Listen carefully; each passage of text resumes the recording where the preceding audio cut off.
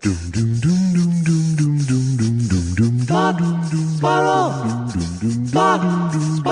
2 Jews, 2 mics, 2 hours, starting now.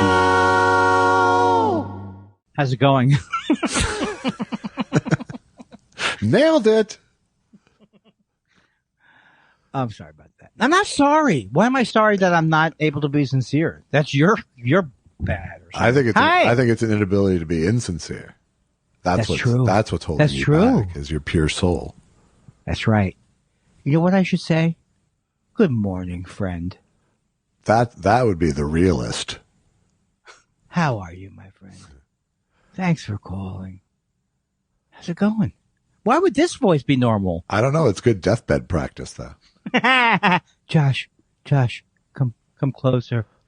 Why is Jason Stewart here? So many people have turned away, and yet here's that guy. Did you invite?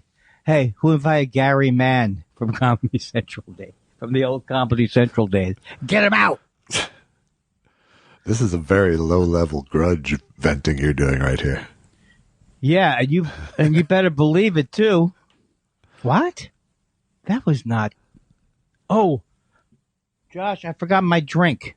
All right. I don't think I can go a whole hour without. I don't want you. I don't want you to. I want you to. Can I pretend like a dog's barking? Hold on, Josh. Hold on, buddy. Hold on, I gotta take care of something, buddy. I got you. Hold on. All right, we get it. He's barking the whole time. He's barking the whole goddamn time. Come on, quiet, Dusty. Dusty, down. Wow. Down, Dusty. Well, then you tell Turnip. Okay. All right. My dogs are named Dusty and Turnip. Your commitment to the bit made it so I can't edit it out now. Isn't that the rub? It might be the tug, actually. That's the rub. Would that be a good name for a barbecue place? That's the rub. The Catskills. I have another question for you. Why did I bring my wallet in here with me? I don't know. Did you get your drink is the more important question. Yeah, I did get my drink. That's good. In case you needed to tip, perhaps. I'm not drinking coffee this morning. Really? Yeah, I mean, fun fact. First of all, thank God, cooler heads prevailed, and you said, no, keep it at the original time. I never would have been here by 10:15. Yeah, no, I knew that was folly. I would have been even later. It would have been folly, I know, and then you would have been all riled up. See, and then I would have blamed you. See how it works? Rightfully. I think in this case, it would have been rightfully. But I really didn't get much. The problem is that it was not a problem. You know what? I'm going to leave my issues outside of the show from now on. Well, that's going to shorten things, isn't it? Oh, that's 2 the whole Jews, show? 2 mics, 2 minutes, starting now. That would be good for the shortest. You just reminded me of Barry Sobel's shortest talk show in history that he was promoting for many, many years. Yeah. I was in it. Until Chevy Chase broke his record. You know what's amazing is that I think back at the old me, and who wants to, but I remember, I clearly remember rooting for the Dennis Miller show, liking Dennis Miller. Yeah. And thinking his show could be good. Right. I don't think I was, when was Chevy? Chevy was later in the 90s. I don't think I was ever rooting for him because he can't root for him. I don't think anyone was rooting for him. I think that was kind of the problem. He's like Jerry Lewis without the charm. Am I right? Yeah. But it's good to hear your voice. It's good to be anywhere the way my cab driver was driving. Wow. Is that joke still done? Well, you just did it. Who here is from the Valley? Well, I guess, can I get a lift? And why was it ever funny to say, I guess I'm getting a lift after the show? Why was that funny? No, I think it's, can I get a ride home? It's really. And then years later, that you would be killed by a serial killer if you actually followed through. Right. I'm glad we covered that. I'm glad we did too. You know what I'm saying? The perils of hack comedy. Starring Andy Kindler. And Josh, So Elvis many of Weinstein. those 80s standards can lead to a certain untimely death. Well, I was thinking about Lauren Boebert, how I tweeted that she does sound like a bad 80s horrible comic. She does. Hey, look at this guy. Hey, what are you sitting in the front? Are you what? The guy, are you Indian, sir? Sir? Let me make you feel at home. Hi, yoy, yoy, yoy, hoy, yoy. It's so easy to write a racist act. Yes. I'm not laughing at the bad joke. Although I feel like in order to write a perfect racist act, you got to have a little in you. And, while we're on this subject, although we're not on the subject, and I don't want to get into my usual thing where nobody wants to talk to me because I express my opinion in such a horrible way. But I just don't like the tomahawk. I don't like it when the Chiefs do it. Yeah. I don't like it when the Braves do it. I just feel like why don't you come up with your own cheer? Right. Am I way off on that? Well, I mean, I don't even think when you say come up with your own cheer, meaning you're stealing the Native Americans? No, it's just an insult. We've slaughtered many Native Americans. I don't think we should celebrate. I mean, I would rather celebrate with how the heck are we? Yeah. Or I would, they used to have Chief, who was the name of the Chief? Chief Nakahoma. Chief Nakahoma. Chief Wahoo was for the Indians, you mean? right. And then there was Chief Nakahoma. I'm not joking. Sorry, go ahead. No, I had no response to Chief Nakahoma. I guess remembered it. Was that the Chiefs? No, I think that was where was it? Okay, you're saying the Cleveland Indians had the TP when someone would hit a home run? No, I'm just saying that the Cleveland Indians have their own racist Native American issues, including Chief Wahoo. Well, that's what I'm wondering if I'm mixing up Chief Wahoo with. I believe it's the Chiefs and the Braves who do the tomahawk chant you're speaking of. Right. Right. And yeah, no, there's no grandfathering in racism anymore. Wait a second. Is there still Cleveland Indians? Yeah, but they're changing into the Cleveland Guardians, I believe. Oh, God. Why did they get off the hook so much? Oh, because Redskins is definitely worse. Redskins is a worse epithet. Yeah. I mean, there's an argument that Indian is just a proper noun as opposed to a straight up racial slur. Right. Hey, what have you been talking to Richard Spencer? Do you get the Richard Spencer thing? Not really. I just know your deep hatred of him and basically what he stands for. Oh, you hate him too. He's like a Nazi guy. Oh, no, I hate him, but I just don't spend time hating him. I hate him. Oh, no, I hate him. But Andy's got a problem with him. That just reminds me of my response to hating someone is generally disengage from what they're doing. Even if they're Hitler, you gotta organize. If they're tiny little Hitler, I don't. There's a lot of tiny little Hitlers around. Remember that song years ago? Hold me closer, tiny Hitler. I do, yes. Hey, have you done any more legwork on getting my song Half Speed? Weird Al. I did. It was he. What did he say? He said you can't take it to the big leagues right off Half the bat. Speed. I'm so delighted by my comedy. I think that's why I do it. There's probably a parodist in AAA who would be interested.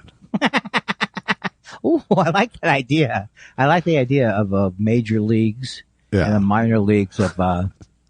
Minor leagues would be Dennis Leary with the "You're an asshole." Right. I guess I didn't sing that song in a way that would have made you remember it. Right. Are we in is there some kind of drone convention in town? I don't just mean Leno and his. That's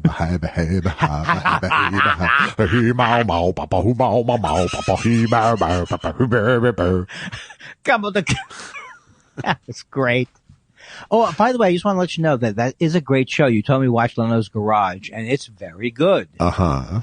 He has a Packard. Uh-huh.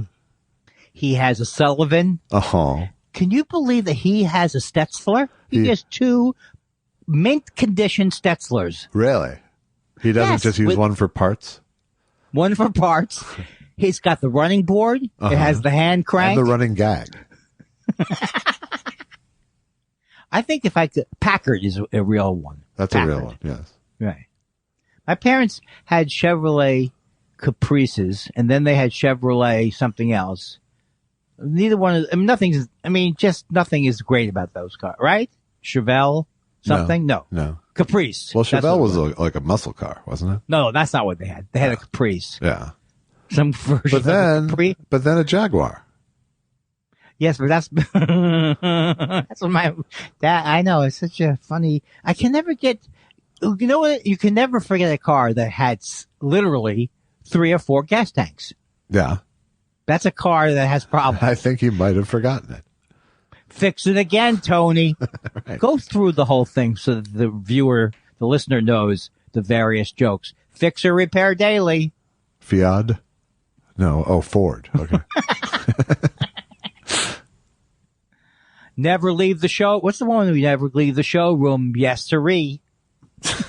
You dove into a world of acronym jokes that I just wasn't a part of. Don't ever leave the airport. Uh-huh.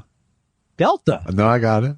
Do I have to literally say it? Is this like that bad No, I don't want to weekend edition? Is this the bad Will Short's game on NPR morning edition? No, there's no reason. There was never a reason that you have to listen to this kind of initial humor, which has never been funny in any level. You know? I was trying to think of a one that would be funny. We were both trying to close it with a new one. How about Kill It, Andy? Kill It? Yeah. What's that from? That's Kia. Kill It, Andy. I never heard that. You come up with your own. Exactly my point. You know, okay, here's the bit. You ready? Uh-huh. So, folks, I have a great car. It's, I don't want to brag, but it's a Kia. Big laugh, right? Sure. And I'm driving down the road, and all of a sudden, I turn the car off, and I destroy the engine. I said, what does Kia stand for? Kill It, Andy? Boom! Off to the Comedy Museum in Jamestown, New York.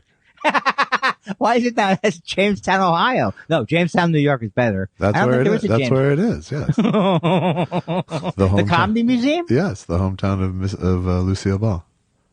Oh, I didn't know that. Oh yeah, big comedy museum there.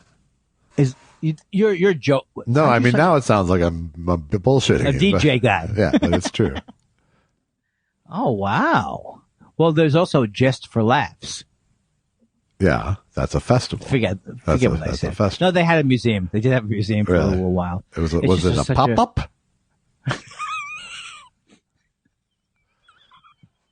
That's a good one.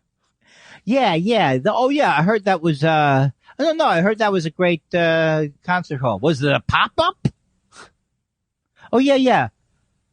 Oh, God. You had the best one, and I start to ruin it. I drain. The comedy was there. Right. I drained it out. That's right. What they say is rinse the comedy for You stuck 30 a seconds. hose in my comedy tank and started sucking. I don't know. That must be painful. I want to see this Gucci movie, but it's in theaters only, right? I think so. Do you want to see it? No, I don't. But I love it. Actually, I started to watch the Dateline that was about it. And then Susan said, but then we're never going to watch the movie but then I'm not going to a movie theater. They're only kidding about that, right? I think it'll come your way eventually. If you have the right combination of subscriptions.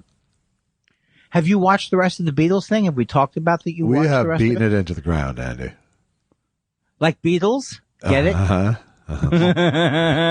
Bob da bob bob bob bob da bob da bob dang dang dang ding dong ding. You know, I was in one of those street groups with Frank Stallone for a brief time period. Get you back. Take it back. Take me back. I like that song. Sure. And I think we all did in 1976.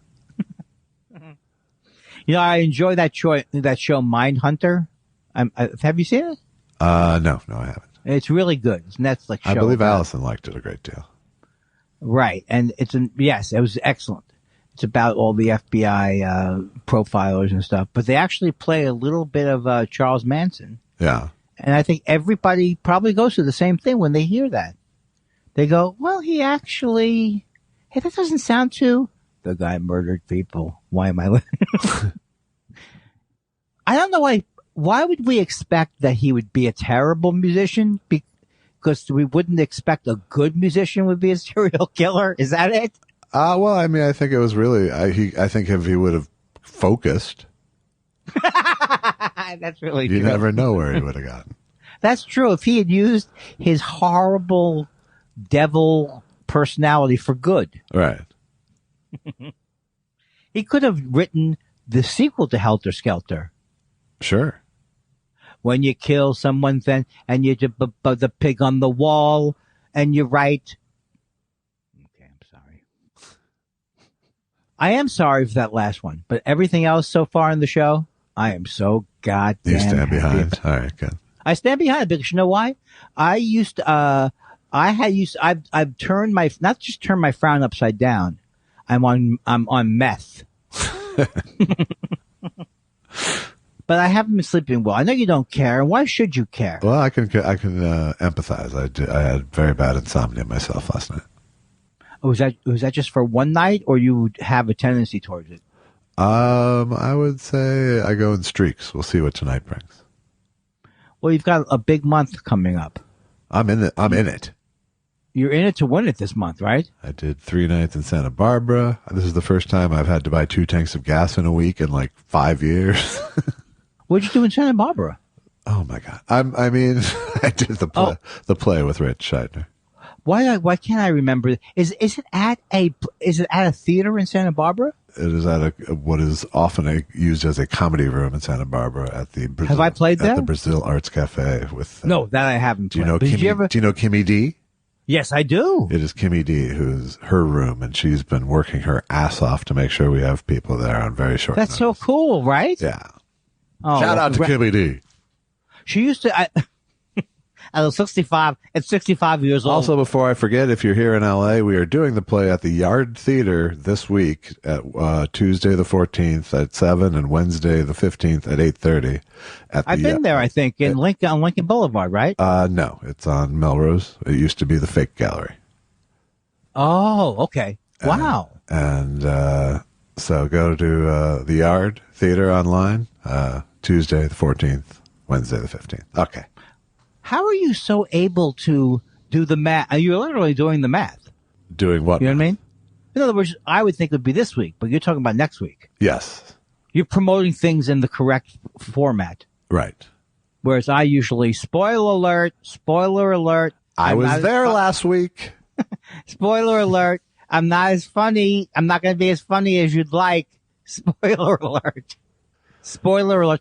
Now, so, yeah, no, it's a hodgepodge tomorrow and Thursday. I'm doing Mystery Science Theater shooting my cameos, and going Thursday, Friday, Saturday, Santa Barbara. Next week we got the play 2 nights. I got medical tests. I got to go to Minneapolis for a bar mitzvah.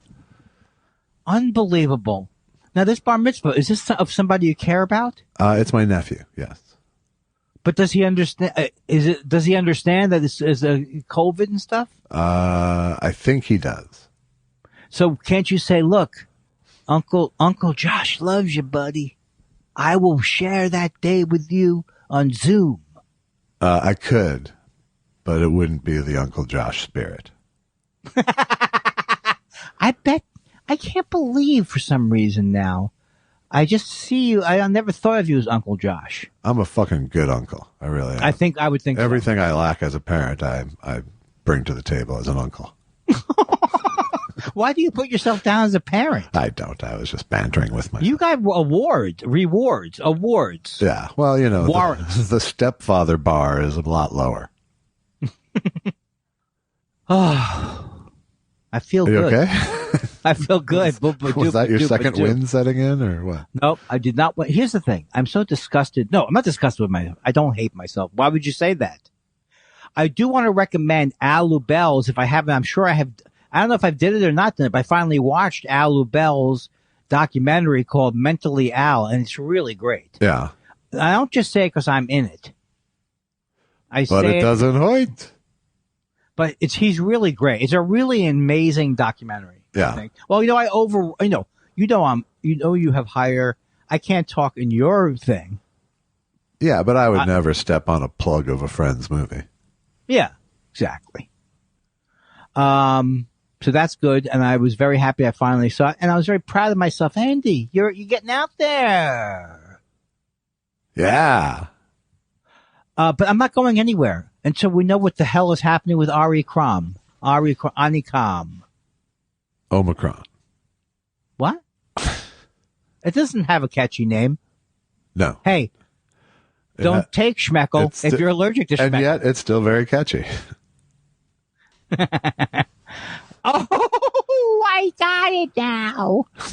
I finally got the joke. The doctor and my therapist says, if I even listen to you, even if I catch 3 or 4 of the jokes, that's better than I was doing. You know what, Josh? I'm going to tell you this right now. And it's something that Letterman said once that I never forgot. Oh my, we're having a good time now. He said to Paul, apropos of nothing, as a non sequitur, he said, Paul, we got a fun little show here. Fun little show. Don't you think? And Paul seemed awkward. Yeah, Dave. Fun show. Fun show, Dave. No, I'm saying I think it's a really fun thing we do here. Absolutely, Dave. And that's how I feel now about our show. After the Summer of Our Discontent. Is that the name of a movie? No. No, it's not. Summer of Our Discontent. Where we were never feeling, we said to ourselves, will we ever feel will we ever spiral again, is what some people said. Right. And now I feel like I'm back in the pocket, and the thing I'm doing now is exactly the kind of thing that will jinx it and ruin it. Right. Talking about how good we're doing. Yeah. You know what, Josh? Especially with no basis. Back, baby. Especially with no basis for it. That's No. Nay. Nay. What's another way of saying I disagree? Nay. That's how a horse disagrees. How do you come up with them? Do you know when the horse went to a bar? It's stepdad humor. Do you know what happened when the horse went to the bar? What did the bartender say? Don't know. Horse? Yes, you do. No, I don't want to know. Why the long face? You don't want me to start doing regular jokes you can take home? I'm home, baby. So what is happening? And I'm going to ask this in a good way this time. Okay. As opposed to what I usually do. All right. What's happening in your area? Well, I just kind of told you a lot of it. Oh, yeah, that's right. See, this is a perfect example of me. I just forgot everything you said because I actually had questions that were based on what you had just told me. So I was going to tell you, are you happy with, you and Rich both happy with the show? We are very happy with the direction it's heading. That's why we're doing 6 nights of workshopping. That's great. But are you exhausted? I am pretty damn tired. And so are you I don't know when I'm going to get back out there. So I need to find a way to have money come in. Yeah. I don't want to go. I don't want to leave. Well, but I also don't want to be the boring guy who just talks about the virus, do I? No, I don't think you do want to be that guy. Okay, so forget that. Yeah. Plus, you said when's your next gig is what, May, you said? Yeah, I think if I'm going to go. So right. That's right. Don't get ahead of myself would be the best advice with me. Right. For me. Sure. Don't get ahead of myself. Right.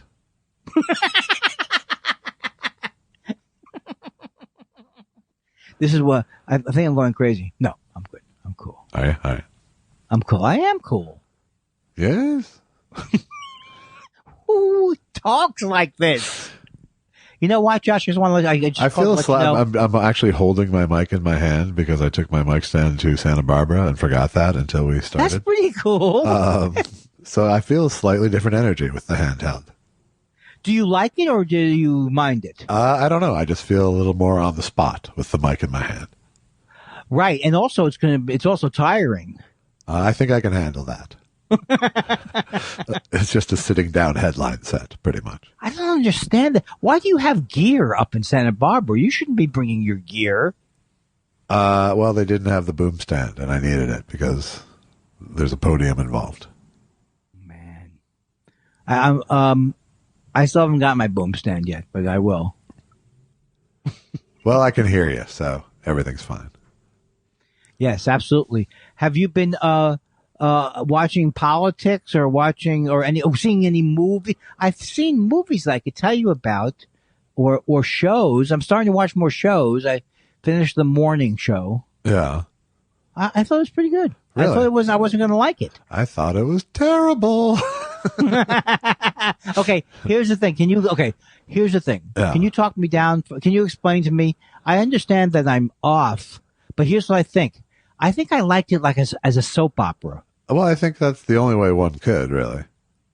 Right. And I didn't watch. I didn't stay with it. I'll disclose that up front. I got 2 episodes in and went, oh, Josh, you're not ever going to be Aaron Sorkin, and I don't know that you should want to be Aaron Sorkin. But whatever it is you're doing here feels half a loaf. I have to be. I don't know if we've talked about this before, but the first 2 episodes are one of the worst 2 episodes of any show I've ever seen. It gets considerably better, starting with the 3rd episode. I'm not even trying to make a joke. No, here. and that's almost a cliche now with shows. But if you've alienated me that far after 2 episodes, I'm done with you. Yeah, I'm not going to argue against that. But I said to my friend, Andy Levy, I said to Andy Levy, I was watching during when Steve Carell was destroying a TV. That you remember that scene, right? I do, yeah. Yeah. So I was saying, is that a metaphor? He's destroying TV. Yeah. And so I was ready to ditch it. And then it gets considerably better. But I don't know that I know what you're saying though. So I feel a little bit better about the fact that I like it because it does get better. But Okay. and Billy Crudup, is that his name? Yeah. He's excellent. Good actor. Very good actor. What you sound like you have ice cream. No, I'm just trying not to be like Mr. Yuck Your Yum. I don't want you to yup my yum. Yes. I don't know if I'm comfortable with you having that kind of, what's it called? Dialect? No, it's slang. I don't know if it's even slang. I think it's just a stupid internet phrase. Don't yuck my yum. I think it's gonna take off like a meme out of nowhere. Now, I also watched Ted Lasso, which I'm not done with. Speaking of yuck. Oh no, I did finish Ted Lasso. I think I did. Yeah. And I liked that. I enjoyed both seasons of it. I never went back for season 2. Okay, tell me I think we can talk a little bit about what happened with you there. I never heard why you didn't go back. I just the spell was broken. The what? The spell was broken. Yeah, well, I know what you kind of mean in a way, like you have to buy a lot to watch, to enjoy a show like that because you're very aware that it's not really a soccer team. You know what I mean? It's like a lot of stuff to buy to get involved in it. Including that there's not enough jokes. Oh. I mean, it's just not that it's sort of ceased being particularly funny. Yeah. It just was so in love with its characters. Well, that's why I think that maybe quirks. there's so few. Maybe it's because even with all the things on, there's so few good things that I am actually over valuing the things that I enjoy it all. Well, plenty of people like Ted Lasso, and I really liked season 1 and really got into it as a binge spell. Yes. Which is great, but I'm never like craving like 40 hours of entertainment from anybody, No, I'm not craving 40 hours, but I can't find myself diving into TV series, which is really fucked up considering that I still am ostensibly a TV writer, but I'm just not looking for that kind of relationship with content right now. Yeah, I get that completely. I mean, I did, obviously the Beatles thing I dove into, but that was less the heavy-handed work of a creator and more just shit going on, you know? Yeah. Well, I still mostly get salvation from podcasts because a lot of this stuff I do, I listen to so that my mind doesn't OCD. Right. And podcasts are really good for that. And they're more intimate than watching these shows because what I can do is I'll watch like hours of true crime and even I'll get tired of it. Right. But no, I mean, I think a lot of it is, especially this time of year, you know, a few basketball games a week kind of eats up my uninterrupted, you know, my devoted watching time. you mean like for the college? No, like Lakers. Oh, how are the Lakers doing? They're 500, underachieving. Well, I don't know why I always have to act surprised that you're into the basketball because why shouldn't you be into the basketball? But I do find that that this is a slow time of year, except for no, it's not really football. Actually, I like college football and football. Okay. So both of those are exciting. Yeah, I mean, every sport but baseball's going on right now, pretty much. Yeah, but I don't know. For some reason, I realize that to me, early season basketball is depressing. Isn't it early season? It's about a quarter of the way through. Yeah, I can't handle it. But that's the thing. I don't want to. It's depressing to you. I find that odd. It's absolutely. I've told you this before, right? That you have no regard for it, certainly. No. Like I told you, like I used to get depressed, like if I was on the road in a hotel and it was early season basketball, and I was depressed anyway. And then all I could hear was squeaking. It's the squeaking of the shoes on the floor. Yeah. So, it has nothing to do with the basketball. It's just a sort of audio melancholy cue for you. It's a trigger. Well, also, but in general, as much as I think love football, I'm definitely not as into sports as I was, and I did not know that would happen when I was a kid. Yeah. I thought I would get more into it. Right. As a spectator. But I don't feel the need to go to games. No, I don't really. Even basketball, which I'm very into, it doesn't, you know, it can't change my mood. The outcome of the game can't change my mood. Yes. Well, I think for me, it actually was better that it couldn't change my mood because I used to depend my whole happiness, I think, on my team's winning. So I think and that's hard when you're a Jets fan. Or a Vikings fan. Or a Mets fan. All right. It's worse for a Jets fan, I guess, right? I think it's worse for a Vikings fan in the sense that we've never won one.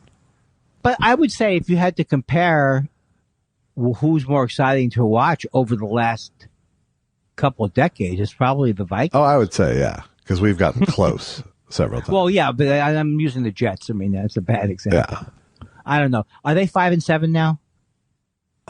There's something like that, yeah. And the thing that is just terribly horrible about it is that they really have had a chance to win games. Lots of them, yeah. Yeah. I don't know who to root. I mean, I'm trying to think of who. I mean, I know to root against. I love rooting against Tom Brady, but I would hate for them to repeat. Yeah, well, you know, I just like to repeat the mantra, who gives a shit? That's true. I guess we're going to have to find our happiness outside of televised sports. No, I think it's, sports for me, and I think basketball in particular is, it's fast moving. It doesn't have the tremendous start and stop factor of baseball or football, which is ADD poison. Wow. I never thought, I mean, you've said this before, but I never quite thought of it that way. And then it doesn't have the predictability of scripted things to me. True, but how about the first half? Isn't the first half hard to watch? Not if you care. Right. Well, but the way you said it wouldn't change your mood, that to me sounds slightly depressing. No, I mean, it changes my mood in the sense that I'm engaged. But if my team loses, I don't think of it as my team, really. So that's just healthy. I have no personal stake in the outcome, really. other than I want my team to win. But if they don't, it's just a basketball game. Because someone could say of you, and it wouldn't be an insult at all, that sometimes I think you're a cynic. Yeah, and I don't think that's entirely true. Okay, is it because cynic is a negative connotation always? I think so. Oh, then I apologize for that. Because I meant it like you just... I would say I'm more jaded than cynical. Oh, yes, that's true. I understand that. That is a difference because cynical implies something deeper and more, not malevolent, but more like... Yeah, and I'm still capable of great feats of optimism. That's true. That's true. I haven't seen that. I'm directing a one-man play right now, for God's sakes. If that's not a feat of optimism, I don't know what it is. Yeah, that is true. Well, yeah, but I guess I think that I was mistaking.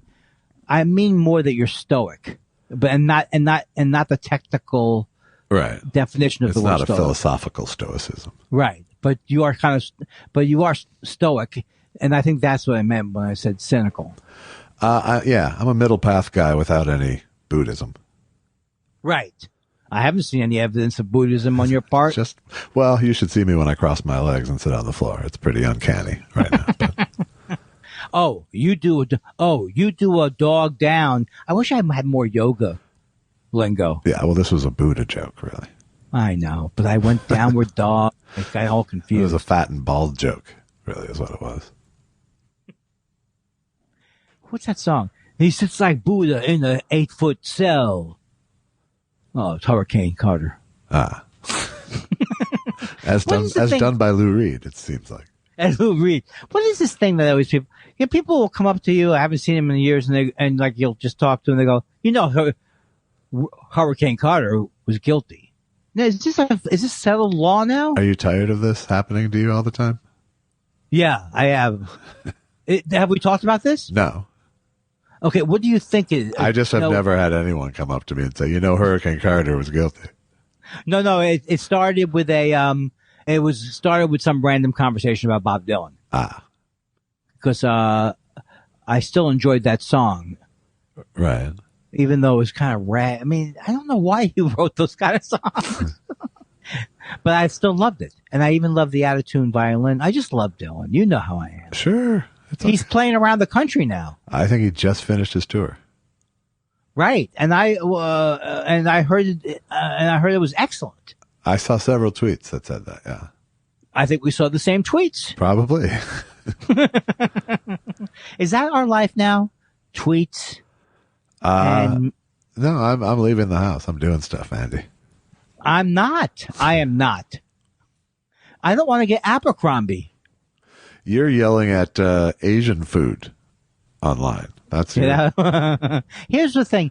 I don't want to go. I've prepared a few minutes about that. I have 7 pages on that. Right. I thought it would be like you had me. You knew where I was going with it. I really didn't. I did not. It was Innovasion is the name of the company. Right. And you went on this like, fuck you with your Q screen about blah, blah, blah, blah, blah. And I was like, what is he seeing? What is he seeing? That's unfair. No, it isn't. What did I do? I went, fuck you with your fucking thing? No, seriously, look at the tweet. I said my instincts say, lose the name and the Q. Right. But if you weren't seeing the same thing with the name, I don't understand where Q came from.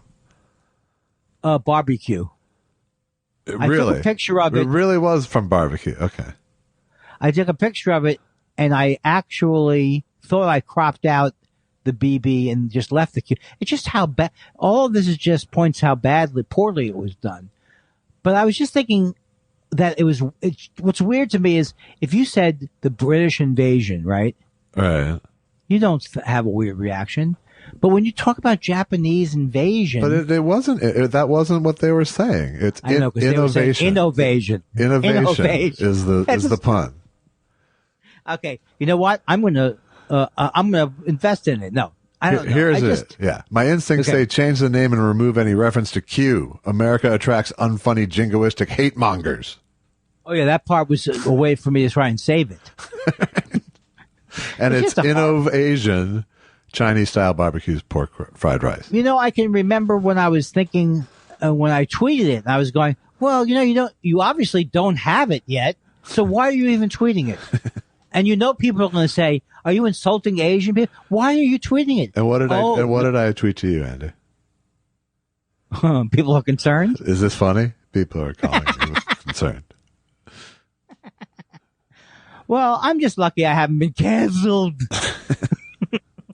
I love people who worry about being canceled, who nobody cares about. Yeah. Oh, yeah. Canceled, right?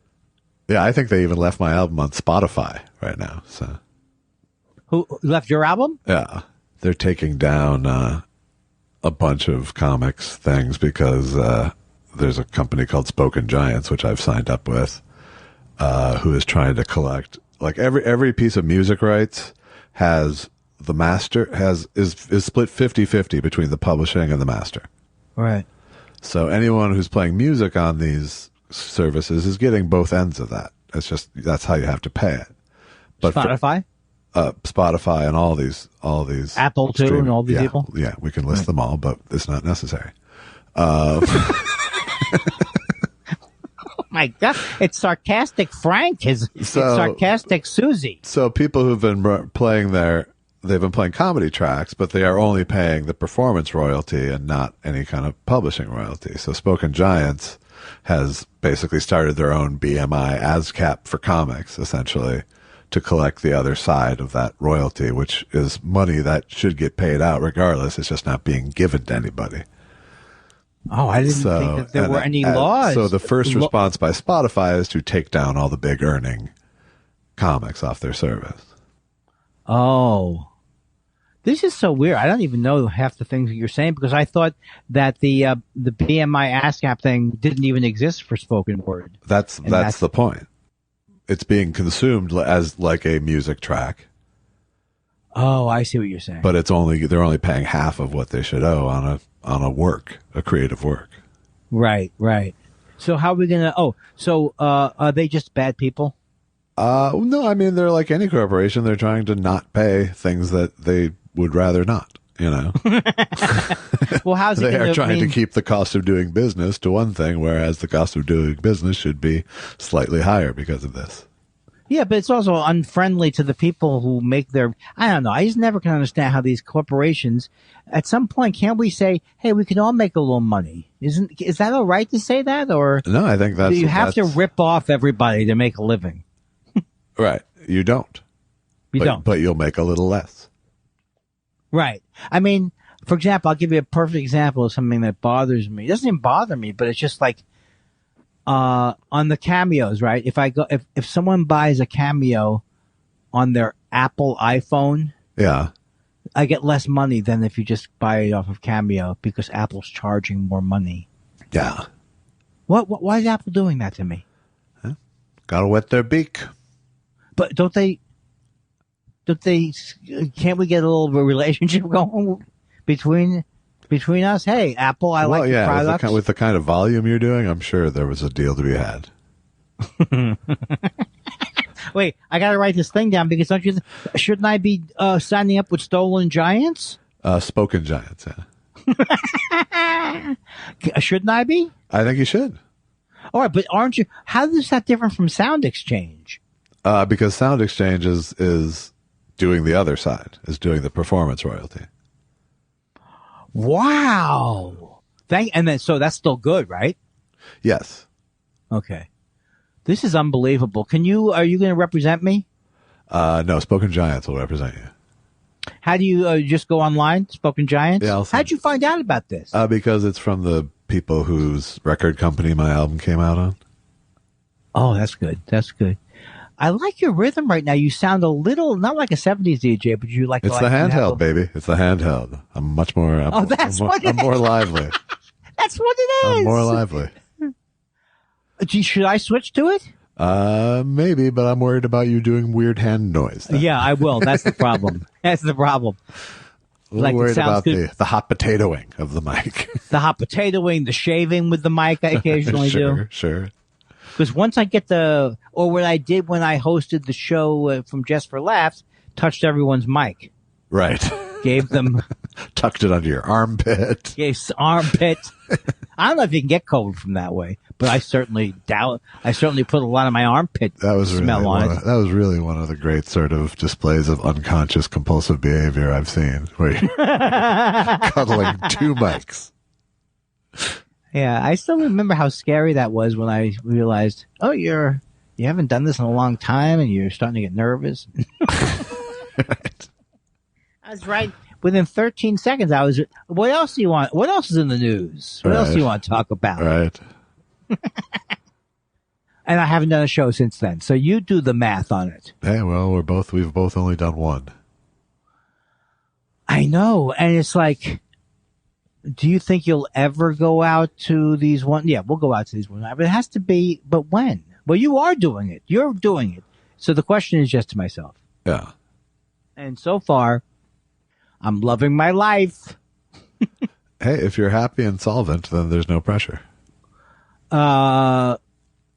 Exactly right. That's true. So I really don't have I think it's more psychological that it's just OCD stuff like, what if they yell at me if I cancel a gig? All right. Like that. Sure. I don't want to be yelled at in general, you know. I do know that. But it sounds like you laid the groundwork for that happening.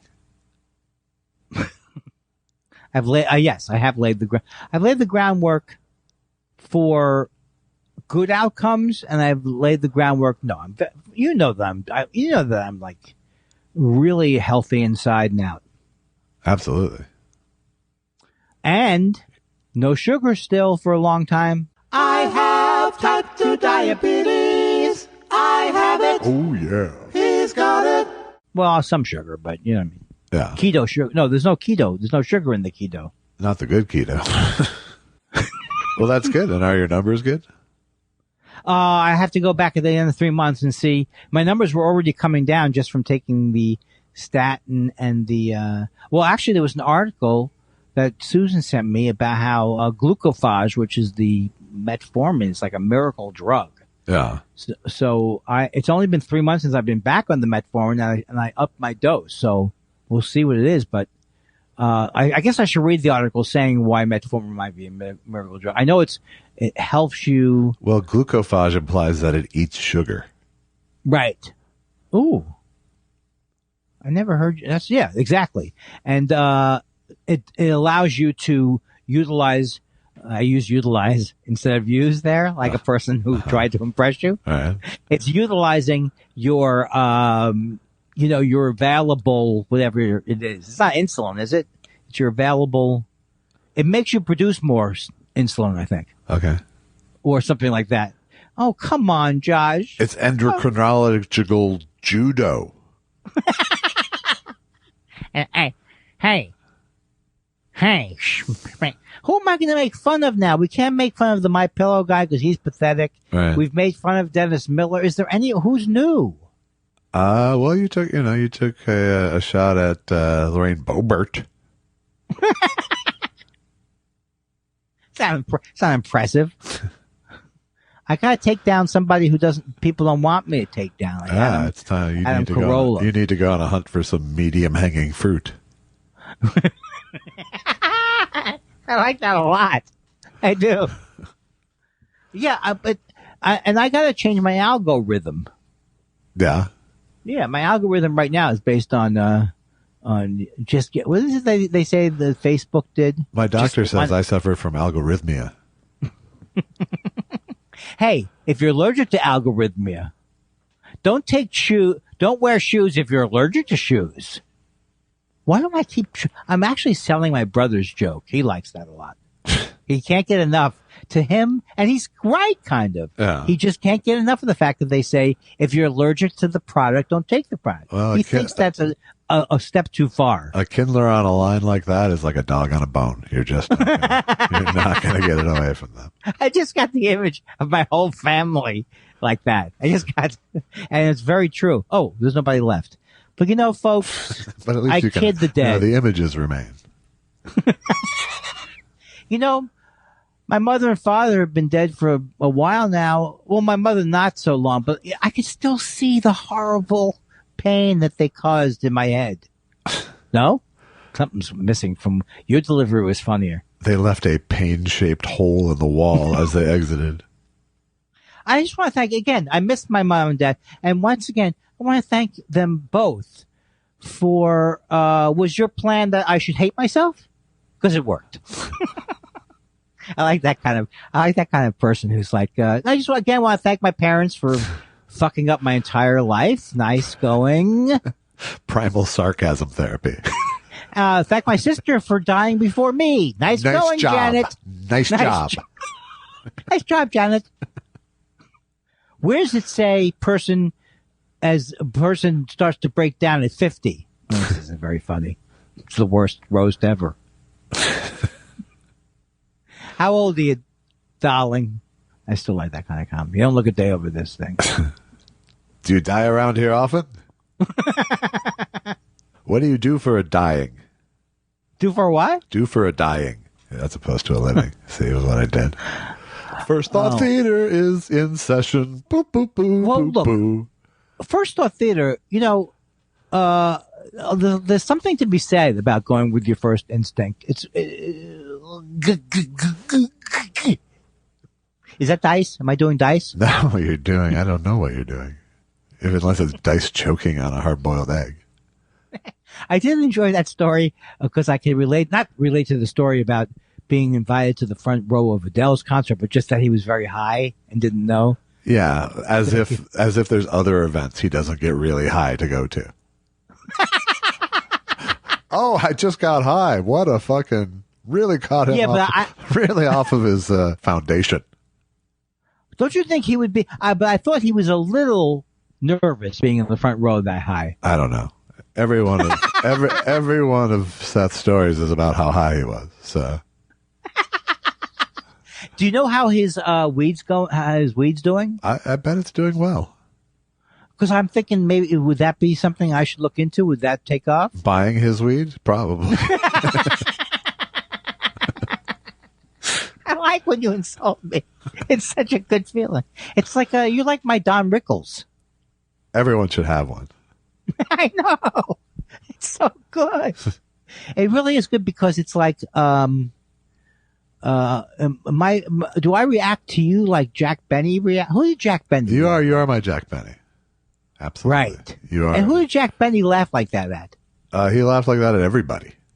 Right. He was very, very generous. He was incredibly generous with his laughter. Yeah. And I love that story. Some people call that having a sense of humor. I love that story, whether it's true or not, about him just saying, "Relax, Lucy, you got the job." Yeah. Because Lucy was supposedly hard to work with. Well, she was very method about her comedy. Right.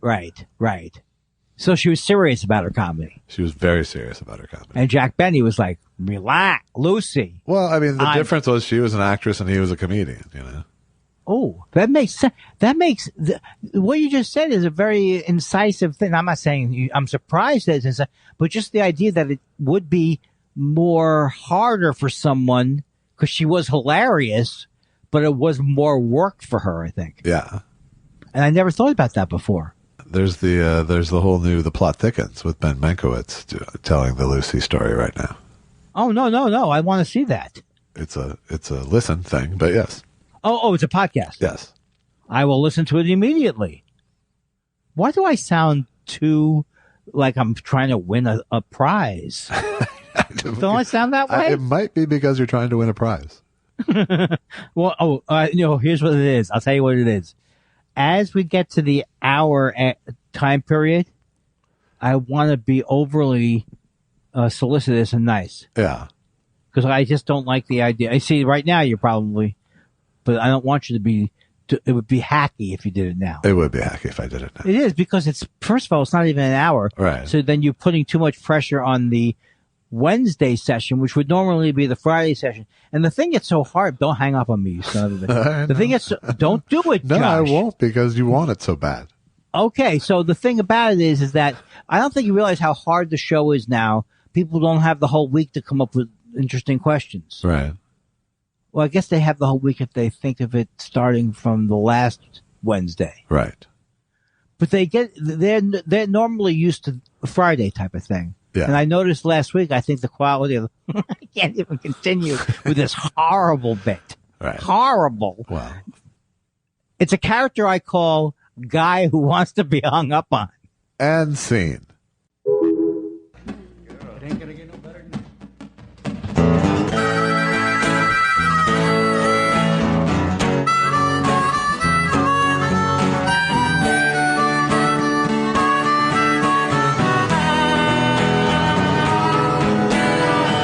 Well, it's all we really want. Well, it's all we really need. It's what feeds a hungry child, what sets her slave free. Yeah, love and understanding, love and sympathy, love and understanding. It's all we really need. Well, now and I'm all on my own. I fall to my knees and I pray. Oh, thank the Lord for the light that's shone. That for another day of love and understanding, love and sympathy, love and understanding is all we really need. It's all we need. We don't have to feel afraid. Stand by each other. Gotta live together.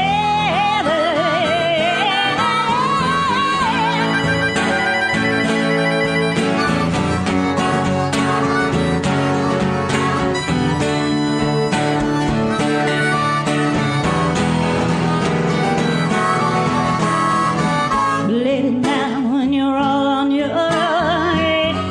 Fall to your knees and pray.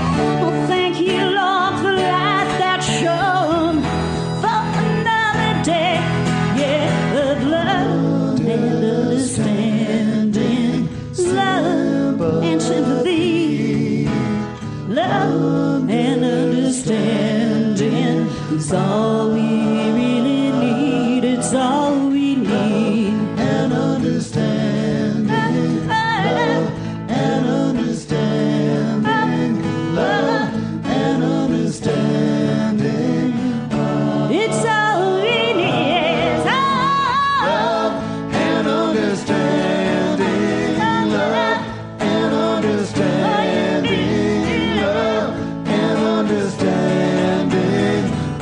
It's all we need. It's all we need. And understanding, love and understanding, love and understanding.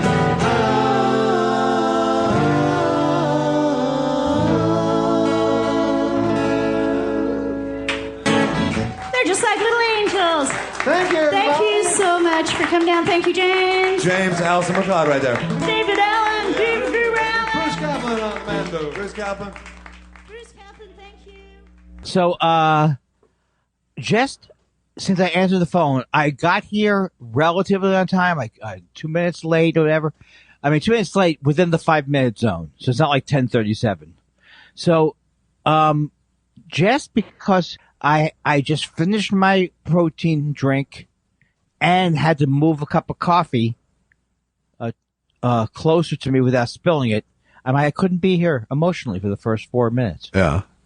But now I'm here, and Okay, and well, I'm maybe trying- this is the start of the show then. Absolutely, I thought so because I really had taken seriously when you had contacted me when I was on vacation in Europe after our fight. Sabbatical. In Europe, Sabbatical. I thought you sabbatical, called it, sabbatical. I said we're doing this pre-meeting. We're doing it. You said, look, it's just an idea. Get the joke. I said no. I said no, fuckface. Yeah. We don't do pre-meetings anymore. Speaking of because you fuckface, Paul McCartney called Glenn Johns fuckface and let it be. Get back. Oh, now, was he kidding around? Yeah, he was. You know what I heard a sad story about? My whole life I had known the line and tea and sympathy from Mal Evans because he was like, I know he was a roadie with the band or did a lot of different things with the band. And then I think he had a horrible death. Now I can't remember how he horribly died. He was shot by cops in L.A. Oh my God. Like 1976 or something like that, right? Yeah. Things went badly for Mal post Beatles. But they didn't. Okay, so I think I read something like, and they ignored him or something. Nobody cared. None of the Beatles attended. I just don't know. That can't be. That can't be. I think not my Paul McCartney. I don't think they came to his funeral. I think George helped out something with money. Yeah. Well, that's not a good ending. No, was he having a breakdown? Mal is very present in Get Back. Oh, is he cool? I mean, I've only known him from, the only person I ever knew from the movie was, I think it's Peter Asher, right? Peter Asher on the roof. Isn't that him arranging things? No. God damn it. I wish one of my childhood. Alice Cooper was in Vietnam though, right? Yes. And he killed Eddie Haskell there. That's sad. You should have waited till after the show to tell me that. That's sad. Okay. Well, I think we're on the same page now about it, right? Yeah, absolutely. So now do I sound adjusted to my coffee cup? And here, is this... I don't know what that sounds like, I'll be honest. Okay. So in other words, there'd be a time period in our relationship where you just play along? Yeah, there's times. You go, oh yeah, that sounds good. You're very adjusted to the coffee cup. Here's what I'm saying. I used to think, not that it was funny that I made sounds while we did the show, right? But I thought it was not horribly boring and unfunny. And then I learned it was. Oh, okay. Well, there you go. Right. So, but I want to be able to, my image of the show is I get here, I'm a little bit early. That hasn't happened yet. And I'm sipping on the coffee. Now the coffee's in place. And I'm asking you, man to man, is this kind of a thing okay? Like, you asked me what I thought about the movie. What movie? I thought it was good. Is that, I mean, I'm not saying I'm going to do. Yeah, I could. But is in between I could do sipping without okay? The sipping was fine. It was the cocking and the recoil. That really, yeah. And I'm going to tell you people this. If you get over 50, not Josh's age, but if you get to my age, and I hope you do, you're going to constantly be concerned if there's things on your lips. All right. And what the smacking sound means.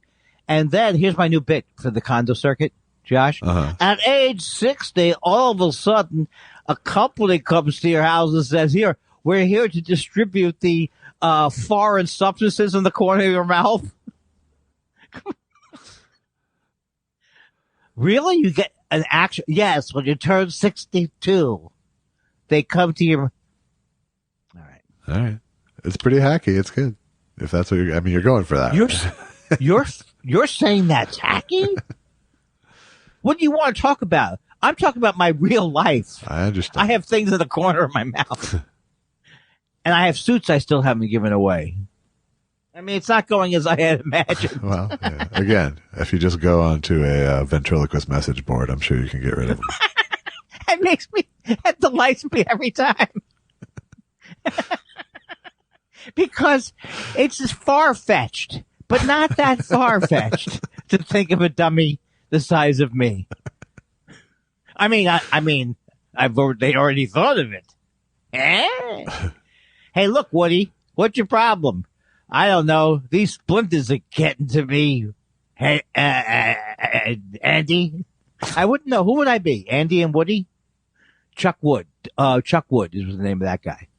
How much would Chuck Wood? David Schwarzman and Chuck Wood. No. Who was the guy in Minneapolis? He was not a ventriloquist. Or he was a ventriloquist. And he had the barbecue place where Acme used to be. David Woods. He was not a ventriloquist. He was just a very funny guy. He was a warm-up guy. Is really what he was. Yeah, do you like the way I try to make the argument? I mean, he wasn't necessarily. He just happened to be. Well, it was really weird actually because he had this club, David Woods in particular, but no one knew David Woods. He wasn't ever a part of the Minneapolis comedy scene. That is pretty funny. And so you'd hear that he was a comic, and then as you learned more, it was like he was a warm-up guy in L.A. mostly. But you know what it is, and I'll tell you, this is a little bit because they barely only hired local acts as MCs there. Oh, I see what you're saying. There was like right. They would bring in a headliner, and then it would be a magician usually as the feature act, or vice versa. But they weren't selecting from the Minneapolis pool for that club. It was this very outside the scene club. It just shows you how strange, how much comedy there was that you would afford you the opportunity to have some crazy idea. Not crazy idea, but that he would use his name. Maybe he didn't think people knew his name, but he did think, hey, I'd say, people will say, where do you go for your comedy? David Woods. And do you cater to the Minneapolis crowd? No, it's like this. We want this to be like, it's not about Minnesota or Minneapolis. Well, what it really was an exact copy of the of Comedy and Magic Club in Hermosa Beach. That's even better. Tribute to the 80s. That is absolutely what he was going for. And did he have hanging puppets? Like he did not have the hanging puppets, but puppets wanted to hang themselves. I was very depressed. That would be a good. I mean, it would only last for a minute, but a scene in a movie. Yeah. But they already have commercials. No, they have a series of commercials where we have a ventriloquist dummy and a monster. And I guess those are not on there anymore because I'm not talking about them. But you remember that, right? As I bring that up to you? Yeah. Yeah, there was a puppet and a monster, and it was scary. And then they tried to be funny, but I think they were doing Andy Kindler. It's senior. Please go out, agency. It's post-educational night school. Oh my God! So that's kind of the full circle thing. Yeah. You get like your little baby, and you had a little Lou Costello in there too. It's Please Go Shooting.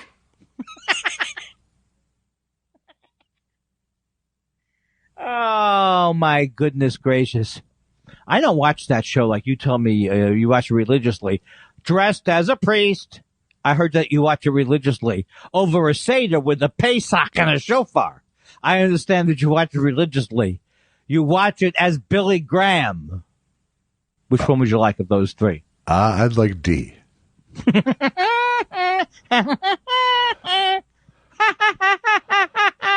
If you ever needed me to do another Woody Woodpecker sting, that was the best one I've done.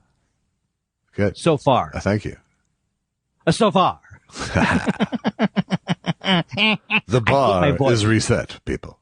Okay. I'm ready to go. I'm ready to approach the show different. No, you know what? This is some of my best work. How narcissistic, egomaniac-y is my family that all we think about every 5 minutes is how the previous 5 minutes went. Huh? I don't know. How narcissistic, egomaniac-y are you? He's so... Oh. It was hot in Burbank. It was unusually hot in Burbank a few days ago. Uh-huh. You're not going to say how? Oh, okay. Yeah. No, I just did it. You. Oh, uh-huh. Okay, I got it. Uh-huh. Okay. That it seems to be an indication that the global warming thing is irreversible. And within 20 years, this part of the valley that I live in will be a melted mess of goo. Hey-o! Post-apocalyptic Ed McMahon. Hi-yo. Yes, sir. Yes, sir. Doom, sir. I'm on fire. Yes. Yes. Napalm. Yes. Reports of napalm in Glendale. We're all just doing Phil Hartman, by the way. Oh, I didn't think I was, but to me, it's probably good for my ego that I think I'm doing something on my own. Yeah, no, you're doing Phil Hartman, as am I. I'm not as influenced. Oh, no, I am as influenced by him, but I always think I'm doing Carvey doing Johnny Carson. But we're talking about Ed McMahon. I know. I didn't remember that part. Okay, you know what? Here's the thing. I'm so worried that you're going to say, "Well, let's get to it," And I feel like you already Why are you afraid of every part of the show? I know, it's so terrible. Okay. I can tell you in that 1 second why I would be afraid. Because because inside is my voice is like, you are a fucking idiot. It's not that loud anymore, but it's just like, idiot. You're making a bit about how you don't, first of all, you can't be as stupid as you portray yourself on the show. That can't be, that's not the greatest bit in the world. I know you think it is. I'm talking to myself. By the way. Right. I know you think it is. But the fact that you futz around, he told you a couple of weeks in, any of your mouth noises, there was nothing compelling about it. So just adjust the thing. But no, I can't. Right now, all I can think of is that, okay, now I pressed Twitter, that I felt like I had to cover this sound up. Yeah. You don't do that. No, I don't. No. You love any time where you're able to portray yourself, normal human being. Right. Right? Yes. To just a puddle of a mess of a man. Oh, when you can't have conflict, contrast will suffice. I think that's the secret to our non-success. I think it might be. You know what I mean? Absolutely. People, and see, what's that? No, go ahead. Even now, I'm trying to distract you from the fact that I've just now arrived at latest. Yeah. Pretty smooth. Well, again, Andy, we have a theme song. It goes like this. It's time for questions. What do you want to know? We love your questions so much. It's half our show. Half our show. Pickle says, in the hauntingly beautiful Guilty, Barbra Streisand and Barry Gibb suggest make it a crime to be lonely or sad. Seems harsh if not completely untenable. And how do we enforce this? Will we need more prisons? What am I missing? I'll tell you what you're not missing. You're not missing a great word like untenable. That's right. And that to me shows effort. It shows a caring about this section of the show. And it shows that I can't get Don Adams out of my head. Well, all I can say is, Well, you got nothing to be guilty of. Your love can climb any mountain near or far. We are. Please go continue. I didn't mean to cut you off. no, I think that was all I really felt like sharing. Why do I get this image? I love by the way, the Bee Gees. But I get this image of, do they all have a collectively hairy chest, or is that Barry Gibb? When he's singing his duets. He's singing his duets. Yeah. He's got long hair, Right. wonderful chest, Sure. and something ethereal about it. Uh-huh. And they're singing, "The river's up where we belong." No, they aren't singing that. They are not singing They're that? not singing that. Do you know what? My dumb guy is delighting me this morning. Yeah. It's because you have to admit, it's bad. I understand how you confuse Barry Gibb and Joe Cocker.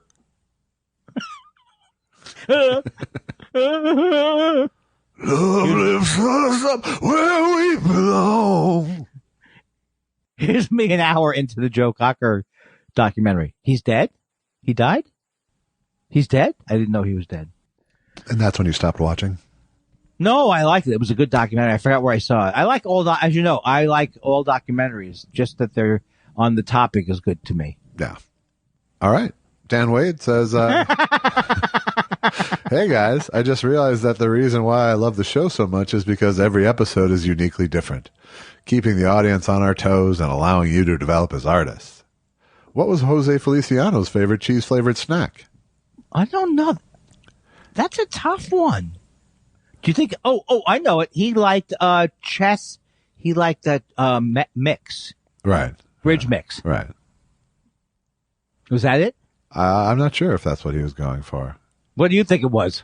I don't know. Let's ask Jose. Hitos, don't be so cheesy. The powder will just wash off of your hands. I appreciate your commitment to Let's Ask Jose. Yeah, I'm always in search of a segue.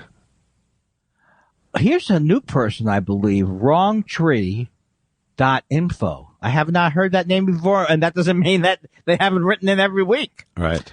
Wrongtree.info asks or pleads or implores. Dave Chappelle recently performed, in quotes, at a high school and was mocking the kids for being kids, I guess. Josh is obviously too nice to do this, but Andy, what are some zingers you deliver to America's youth? You mean as Dave Chappelle? I think it's Andy Kindler. Oh. Look, I'm not Dave Chappelle. Many of you may have not heard of me. No, we haven't. Okay, young man. But I'll tell you something. I'm only going to be doing respectable material today. You won't see me punching down kids. Hey, what's your name? Ed. Ed, now regarding your transitioning, where are you? What? Excuse me. Andy, please. I'm just asking the kid if he's a cisgender. That's dragging me out of the room. That's all I got. All right. But that's not the end of it. I think you dove in. No, but I think one of us should at least bring the people up to date about what this is in reference to. I don't think that's true. Everyone knows? I think everyone knows. Oh, okay. That's where I'm thinking I'm starting to put too much time into this whole deathbed thing and not into the what's happening with the current events thing. Stephen Elton Yates says, as Jelvis likely remembered or others have informed you, the Hanna-Barbera dog you may have been thinking of was Muttley.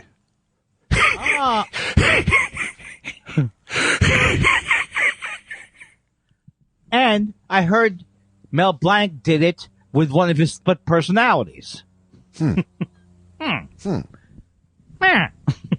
I bet you know who did Muttley. That is very good. It might have been. It would be more likely Dawes Butler than Mel Blanc. It would be more likely what? Dawes Butler than Mel Blanc. Oh, okay. I thought you were disagreeing with the Muttley part. No, it was Muttley all the way. Thank you, Stephen. Which is his new Christmas movie from Hanna-Barbera. Muttley all the way? Yes. Thank you. And I want to thank Stephen Elton Yates for classing up the show with these kind of... By having a middle name? Well, not just that. Oh, okay. Also, bringing these interesting things. And remember the time period where he was... the carbon atom is C7 f. Do you like pickles? Well, that was before pickles. Right. M.O. Marks asks, I've not seen that name before. We have seen M.O. Marks before. That's what I meant. Thank you, M.O. I'm getting a head start on my question, fresh from episode. There's nobody who's fresh. She says, fresh from episode 234. Nobody has ever described listening to the show that way. Whew, I'm refreshed, fresh off of that episode 234. Thank you for making my drive to my new job in Ventura County a little less frustrating. One day a week, anyway. Andy's Marge Simpson impression almost caused an accident on the 101. Don't say that to somebody who has OCD and is going to be worried that. Well, I never did worry before now that one of my jokes would cause someone to swerve. Yeah. That's the first time I've ever thought about it. But thank you, Emma. Now you're laughing them off the highway. Now I absolutely do. I go, hey, download that. I'm really proud of the album, but don't listen in the car or I'm not responsible. Dreep Bahar says, Josh, Mary Jo Peel was turned down by Twitter when she tried to get the verified check. Please ask Andy to talk to his friends down at Twitter to fix this bullshit. Hey, Andy, will you talk to your people at Twitter? Yeah, not with that. With that attitude? Hey, look. It's indignation. I would think you would relate. Well, she shouldn't. I mean, absolutely it's wrong. I agree. But all I could think of was... I saw her post about it, and I realized I couldn't answer her because it would just seem snarky no matter what I said with my blue check. This was a blue check tweet by Josh. Yeah, it's... the thing is, as soon I started flashing when it was asked, when we read it, is someone gonna, do I have to do something for someone? Yeah. And then I went down that whole road. Ah, okay. Yeah. Yeah, you're not But it willing, is you're not wrong. willing to burn your human capital. Is that how Dennis Miller refers to stuff like that? Yeah, I think I'm gonna, invest a little human capital and press the flesh down over at Norm's. Yeah, I could had- I could hear him saying that. Yeah, sure. Yeah, you could hear it, or you didn't just humoring me, are you? No, I'm not. Duckman, I'm sorry, at _Duckman. Do you read the actual addresses? I just read the name, the in Okay. bold name. Okay, Duckman. That's like the pronoun people prefer, I feel like. Gotcha. What am I, the Mr. Obsequious? I think I could pull it off. Duckman asks, By the hey, way, you're the best Mr. Obsequious we've ever had. Oh, you're just saying that because you're trying to, hey, Thought Spiral, hope you had a good thing. What am I, Mr. Haney? Hey, Thought Spiral, hope you had a good Thanksgiving. We had turkey, but it's tradition in our family to leave it in the shape of the can. It came in. Duckman, I like it. The sad, sad life of Duckman, ladies and gentlemen. Turkey in the can. That's the name of the song that guy plays on his Death Mobile ice cream cocaine vehicle. Yeah. Turkey in the can. Turkey in the can. That turkey in the can. I'm just gonna keep going till you either read or respond. Okay. Bang bang. Hair and a pantsuit tonight. What is it? Cat on a hot tin roof. Hey, baskets and baskets, 2 bits, hair and a basket. I like hair in a pantsuit the best of all of these so far. Wait a second. Something and a haircut, shave and a haircut, 2 bits. Why, yes. But I sure think it should have been hair in a pantsuit. Well, I think what you're saying is, using my usual method, which is just saying every stupid thing that comes to my head, I did right. One of those things was funny. Yes, the process of elimination using the entire English language. Half speed. Both sides, both speeds were against me since the day I was born. Take it away. Jason, you'll shoot your eye out. Parton says, have either of you been down to Paradise City? Oh, you know what? I have, but it was in the off season. Is this Meatloaf song? The grass was brown. The girls, went. That's Meatloaf, right? No, that's Guns N' Roses. Well, isn't that Paradise City on the dashboard lights, dashboard lights, dashboard lights? Yes, that is Paradise by the Ballroom Blitz. Alberto, do we answer the question? Yeah, I think, I think right? we did. What do we need? What do we need? We did better than most rhetorical questions, I'd say. Right. Alberto Solis says, we haven't, sometimes I can almost just stop and not even know what my name is. Hi, Mommy. We haven't heard from Jose Feliciano in a while. I'm wondering if he's going to stop by to wish us all a Merry Christmas this year. I'm not familiar with it. Does he have a Christmas song? Not familiar with it. Yeah. Well, maybe if you ask him. Jose, do you have I do not think I say you don't have a Christmas song. But what is your Christmas song? I wanna wish you a Merry Christmas. I wanna wish you a Merry Christmas. I wanna wish you a Merry Christmas from the bottom of my heart. Feliz Navidad. Feliz Navidad. Feliz Navidad. See, I avoided the parts where I had to speak Spanish. Beyond Feliz Navidad. Oh, Prospero Año Nuevo Shaha. That's the exact word. I think that's something like that. Very close. I'm not so with you with Shaha, but Is it you? I think it's you now. No. Yeah, sure. Snow Frank Zappa says, "Hey man, I'm thinking of starting a band again. Any suggestions?" In terms of the name? I'm not sure if what he's asking for. If you say yes or no, I always say yes. I was just thinking about that when I was in the studio the other night working on my 8-track. FYI, clearly no, quote, hell, quote, unquote. I don't understand a lot, but... Oh, wait. Was that... Okay, well, here's my suggestion. Don't start a band. They rarely end well. They don't end well. You're the last person that anyone should come to go, hey, I have this, wacky, I have an idea. What do you think? I have an idea that I'm not going to follow through on. What do you think? No, I say don't.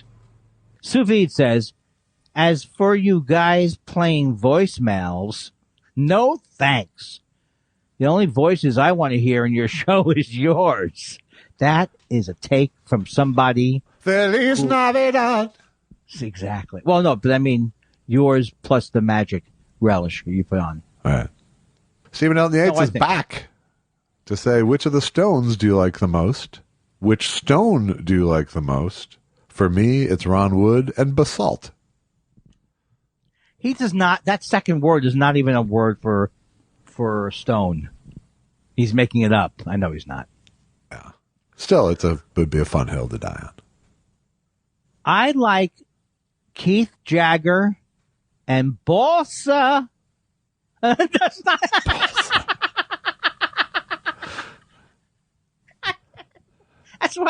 That's why I don't go on the game shows. Yeah, but you're okay with Keith Jagger. Well, I did. That was an attempt at a joke. Right, but then you couldn't go for screwy Stone. Right. It's Brian Jones is because they screwed him over or something. He's my favorite. Let's see. Which of the Stones do you like most? I'm going to go with Pebbles. See, maybe Fred. And then which Stone do you like? I'm going to go with Jade, very sincerely. You are jaded. What was that sound? What did you order an old-timey chair for sound effect? No, it was actually my spine snapping from your joke. I'm going to reconsider you emceeing the Dev Band. Isai 76 says Feliz Navidad and Los Feliz. Feliz is pronounced the same. I will remind you guys every Christmas.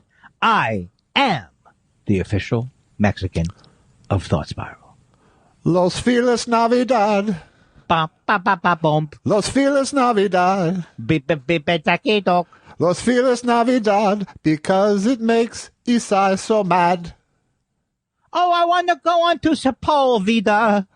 I want to drive down north on Sepulveda. And then there's some other funny words when you first come out to LA. Oh God, take that out. Take out my voice. I'm serious this time. Right, okay.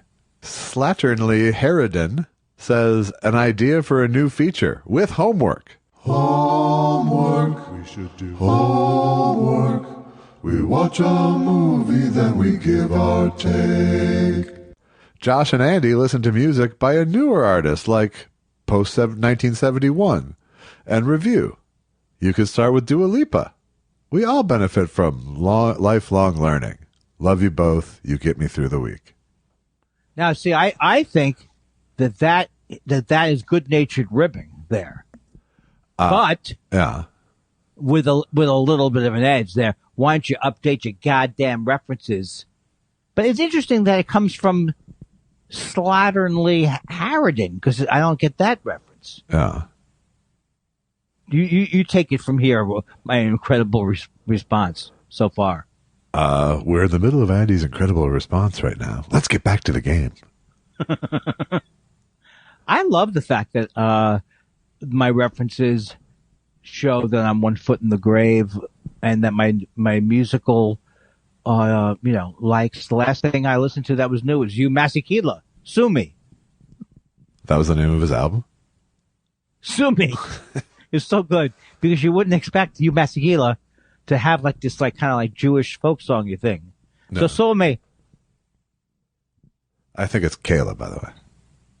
Hugh Masekela. I knew I had that feeling of not quite pulling it off, but I wasn't sure where I went wrong. Because when I listened to him as a young kid, I didn't have anybody to bounce him off with. Right. Hey, how do you think Hugh Masekela? Hey, Paul Simon, I think you should be hipped to this. Hey, imaginary friend in my mind. Hey, check it out. What do you think? No friend in my room. Captain Kangaroo says, Dr. Phil or Dr. Drew? I hate both of them. Yeah, I do too. I would say, interestingly enough, Dr. Phil, because I think Dr. Drew really is horribly uninteresting. Yeah. And Dr. Phil, every once in a while, dispenses this, don't piss in my shoes and tell me it's raining, Buster. That kind of stuff is... Right. I don't know. I think they're both dangerous in their own way. I think Dr. Drew has, in fact, helped a lot of people along the way, too. Mostly with Love Lines, the radio show. It is true that the Love Lines, people seem to enjoy that show. So, I mean, early on, I believe he was better, Dr. Drew, in the early days. Yeah, he didn't adjust to celebrity all that well. You mean by having a show called Celebrity Rehab, and then later on saying that COVID was no big deal? Things like that? Yeah, stuff like that. Greg Kelly wonders, the great Stephen Sondheim has passed. The master of the musical wrote one film with Anthony Perkins called The Last of Sheila. And yes, James Mason was in it. Thoughts? I'll just say I have heard of that movie. I was in it and I haven't heard of it. 70s. It was in the 70s, I think. You had me at Sondheim, I said. I don't think I ever read the title. I believe my agent said, hey, there's a script by Sondheim. It's called, I said, hold it right there. I'll do it. Are you trying to do like a post-mortem Sondheim thing in a way? How do you mean? Like you're doing a tribute to Sondheim with your James Mason impression? I believe that any time you say Stephen Sondheim, it's a tribute to Stephen Sondheim. Well, as long as we're on the topic, I'm embarrassed to say that I know that I didn't even realize, was he a lyricist? He was a lyricist and a composer. Oh, okay. That's because I got very confused. He started as a lyricist. He did the lyrics for West Side Story, for example. Okay. Because I was in. But then he started writing both music and lyrics. And what's the play that goes, Bobby, Bobby, are you coming to dinner? It's called Being Alive. Which one is that? It's Bobby, Are You Coming to Dinner? Bobby, are you coming to Bobby? Which one is it now? Which one is it? A Little Night Music. Yeah, Sunday. And then there were two. Sunday in the Park with Bobby. Oh, that was fun. I am not a Stephen Sondheim fan, which isn't to say I don't think Stephen Sondheim is good at what he did. It's simply to say that it doesn't jiggle my dingleberries. I've been hearing that a lot from a lot of people because it was like one of those people like that I knew only certain things. I mean, I should have known more because I was into the theater, but I always thought that he, Company, that's what I was trying to think of. Yes. Is that his? Yes, it is. Okay, well, I have a soft spot for Company because I played the violin in the orchestra, but I don't know if it holds up. I have a soft spot for Company because I like the documentary about the recording of the Company soundtrack. Where can I see that? It streams somewhere, but I don't know. You're afraid to tell me? I don't know if you can it's handle not like I keep a log.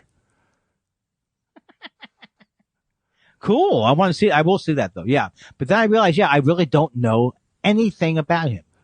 It's, he's beloved by lovers of capital M musical, capital T theater. It's just. Right. And I'm not a lover of musical theater. There's a few that have slipped through my jaded web, but mostly I just don't like it. I don't like it. Well, I like the show Hair so much so that I got mugged on the way back from it. Yeah. I don't really see how those two things relate. We're talking about musicals. Right. I love hair. No, but I love. Right, but you What? said I love hair so much I got mugged. Was Well, it? the joke were you didn't make- it taunting? wasn't a Were you joke. taunting the robber with Well, it wasn't a with joke. hippie songs? No, I was trying to bring up, for sympathy purposes, once again, the fact that a young Andy Kindler in 1968 was walking down the street with a Nehru jacket or whatever the hell I had on and got mugged. And then, I don't know if you've heard this before. And they Josh, didn't but- take your hair tickets. Is that like a joke about the? This was post the play. Post the play. Okay.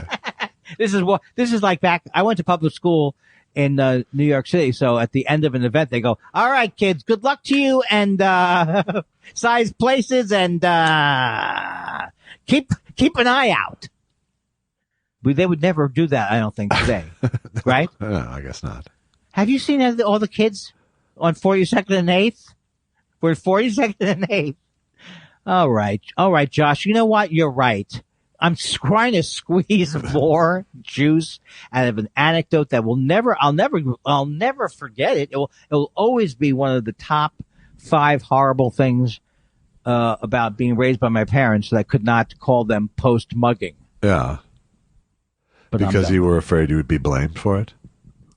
I haven't told you. Have heard this story. Well, it's been 5.5 or whatever years we've been doing this. Some of them don't stay permanently. Okay. Okay. Well, I was held up.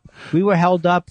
Me and Jeff Stein with someone who had knives, and then they called. We couldn't call my parents, so we finally called Jeff's. Why couldn't you call your parents? I would be killed.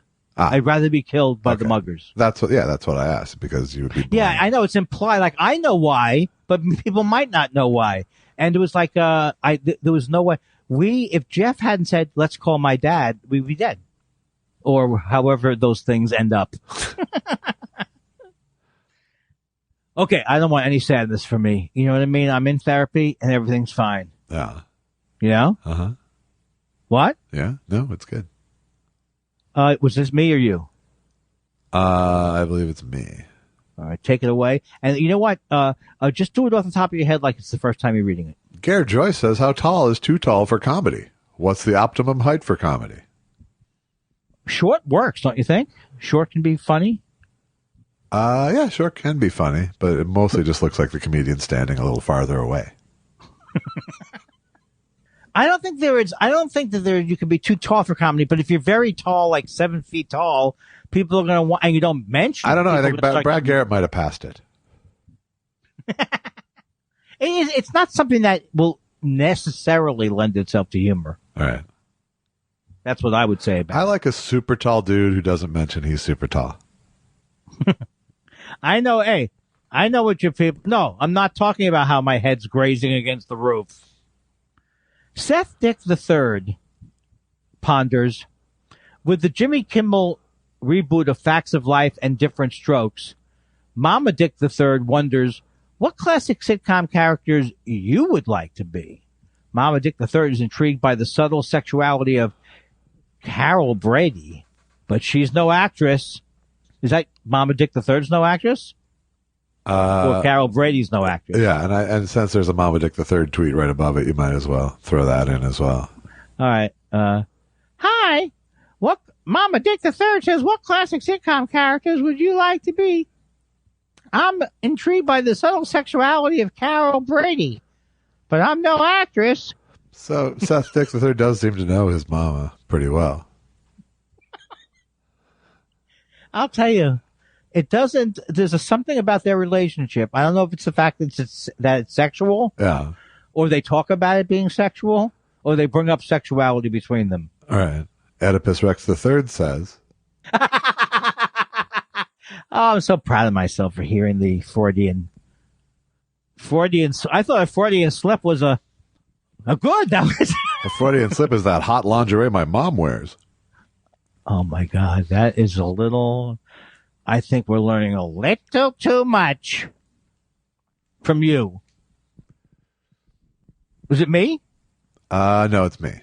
Bill from Clinton, Iowa says, "Please settle a bet. In Jaws, did Roy Scheider say, 'Hey, you pussy lickers, let's catch that shark'?"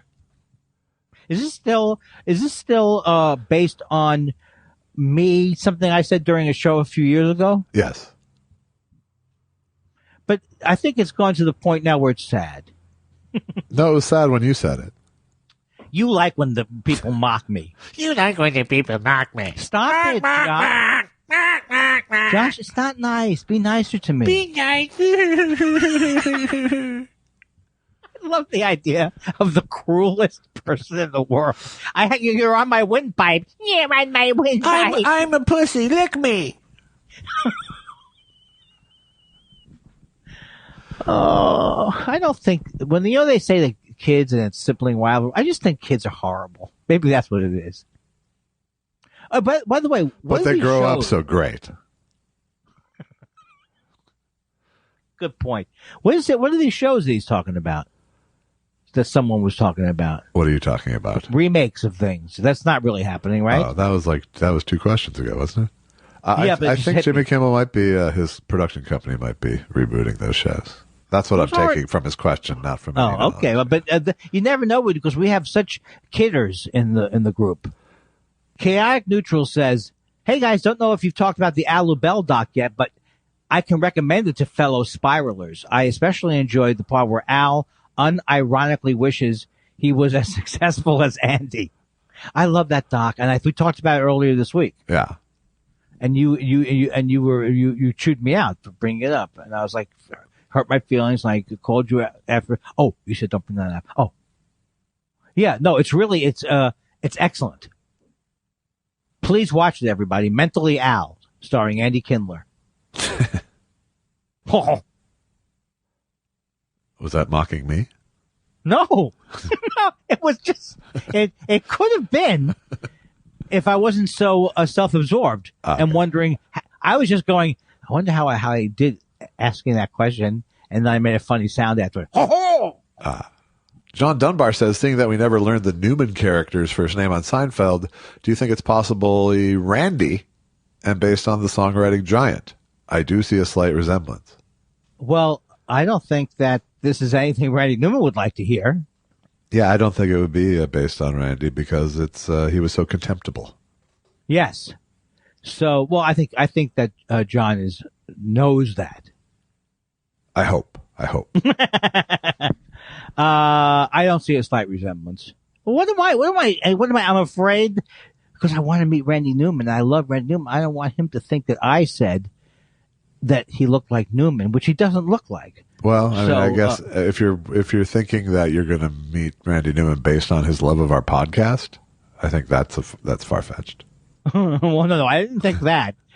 It'd be more like I hope he doesn't hear that. That's what I mean, though. Yeah. I don't know. I just still think that I missed the one chance at my doctor's ear, nose, and throat man thing. Yeah. Don't call me Boopsy in the morning, Boopsy. Don't call me Boopsy says, final thoughts on Get Back. Best part of the final chapter is after the 134th time playing Let It Be, when Paul asks if they should do one more to be safe, and the entire room clearly wants to strangle him, but they just say, I think we've got it. Is that an accurate portrayal? I think that there's lots of times where the entire room wants to strangle Paul in the movie, but that was a good one. I'm going to have to whatever you do to see this. Break into a house that has Disney Plus.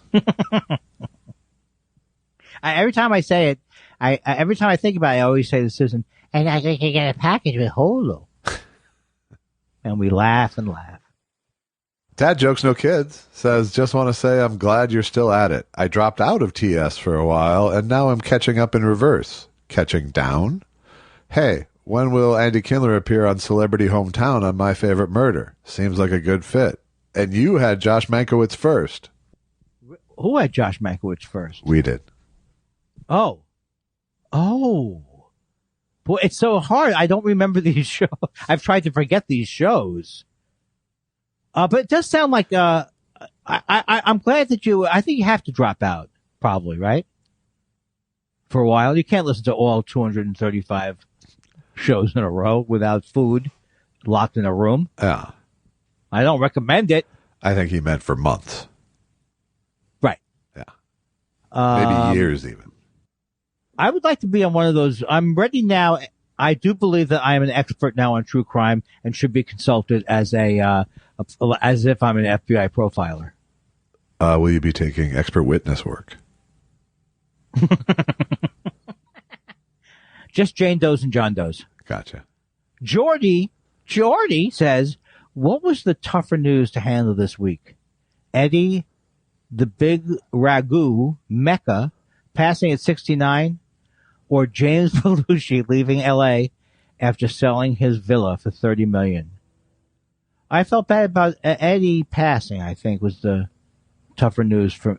Well, no, it's the Belushi is celebration. Why is he leaving? Has he said? Because he's a pot farmer somewhere else, and there was $30 million sitting in L.A. for him to recoup. Yeah. What do you mean? He lost money? No, I just mean it's just sitting there. Oh, yeah. But in other words, his thing isn't, I got to stay by L.A. because, I'm so current. They're always calling me out for the latest projects. All right. He doesn't think that way. I don't think so. I think he's saying, nope, cashing out. Hey, I have a new tweet, Bahara song. Yeah. You ready? No, let me answer this because I'm sad about Eddie, the big ragu Mecca. Okay, I'm sorry for cutting you off. And I don't have a problem with James Belushi getting $30 million because we've been used to him having more than he deserves for quite some time now. Yeah, he's good. He's taken care of. Did you? All right, that was all I wanted to say. I just wanted. Oh, okay. I just wanted to answer. I recognize him. He was in a lot of stuff, right? Or not so much. More in Happy Days. What was he in? He was Laverne and Shirley. Was the big ragu. Oh. Yeah, I realize I don't know that show, but I've seen him in other things too. Or I've seen him. I think he was in a Columbo. Is what I'm thinking. It's very possible he was in a Columbo. And when someone dies at 69, all I can think of is, I'm next. Thank you very much.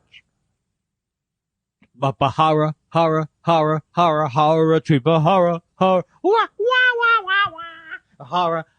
Hara, treat Bahara, who. Woo.